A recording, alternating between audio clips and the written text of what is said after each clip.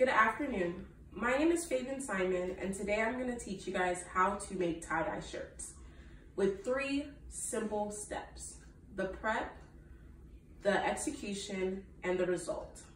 Right in front of me is the beginning of the prep. With the prep, you do need all the supplies in order to do the tie-dye.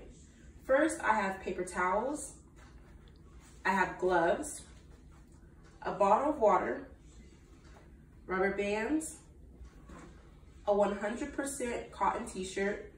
Reason why is 100% cotton can absorb all the colors, so the colors don't run or anything. The colors will stay a lot longer when you use them.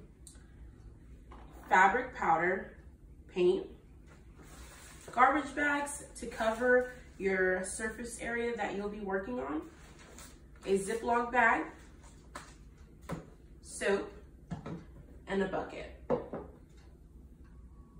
Another part of the prep is making sure all your garbage bags are laid down for your work area and make sure you have a flat surface. Now we're going to begin the prep by laying our shirt out on the table and figuring out what technique we're going to use. When tie-dyeing, there are multiple techniques that can be used, but today I'm just going to show you guys the swirl. With this technique called the swirl, I'm going to demonstrate it to you guys. You want to take one hand, place it on the middle of the shirt, and place the other hand on the side of the shirt. Then you're going to use that first hand and turn it, continue to turn until you kind of see like a whirlpool look or a swirl.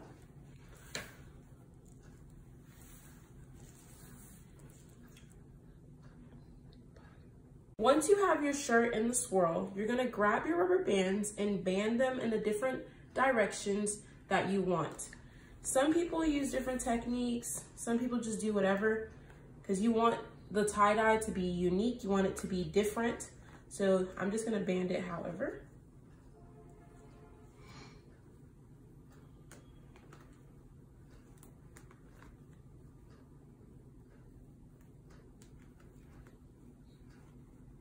In multiple directions.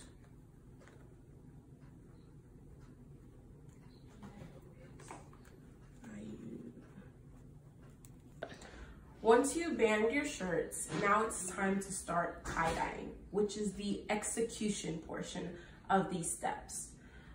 But before you begin tie-dyeing, you want to make sure you have your gloves to keep you safe from getting any of these chemicals from the color dye or the powder dye on your hands and or on your body. All right, now we're going to make our powder color into actual color so we can start squirting them onto the shirts so we can start tie-dyeing. Part of step number 2 for the execution is actually tie-dyeing the shirts.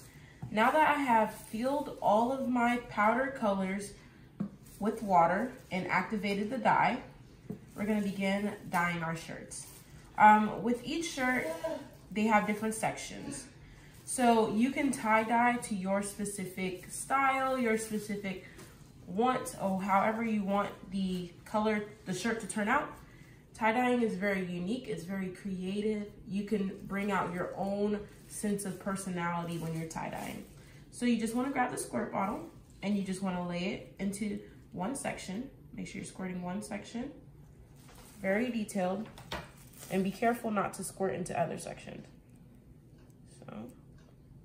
And this is the reason why you want to make sure you have the paper towel, the garbage bag down. Now, I still do have my gloves on, and I've completed one side. Now I'm going to complete the other side. Remember, when you are tie-dyeing and you're using the squirt bottles, the reason why we're using this is for precision. So in order to execute it a lot better, make sure you're aiming for the middle instead of the edges so you don't have the color seeping. Okay, now that I've done both sides of my t-shirt, I'm going to grab my plastic bag and put my t-shirt in the plastic bag. Do not unband the t-shirt. Do not do anything to the t-shirt. Just put it in the plastic bag. Once inside the plastic bag, reseal it and let the t-shirt sit for 8 hours. All right, so it has been about 8 hours now, and the dye has been sitting on the shirts. So we're gonna take them out of the plastic bags, or you can keep them still banded. And then remember, we had a bucket. This bucket, make sure you fill it up with a little bit of water, just so we can wring out the extra dye. So you just want to put the extra dye in the water and just wring the extra dye out, the excess dye.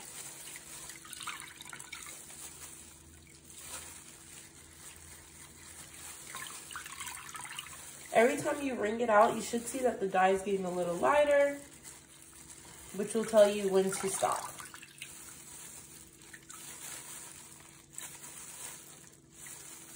I think that's good enough. I don't like that. Once you remove the shirt out of the bag, now you're gonna have your bucket filled with water. You're gonna grab your Once that you have removed the shirt out of the plastic bag, grab your bucket filled with water. It doesn't have to be a lot of water. And then grab your t-shirt. You can either unband them, or you can keep them banded. The reason why we have this water here in the bucket is just to wring out the excess water. So just go ahead and place the tie-dye shirts in the water and let it sit in the water for a little bit. Squeeze any excess dye. Now that you have wrung out the excess dye out of the shirt, now you can unband them. You could have unbanded them before, but I chose to wait to unband them after.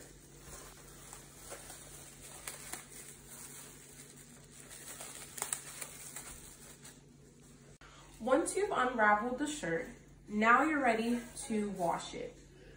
Once you wash it, let it dry, and then you can try on your new shirt.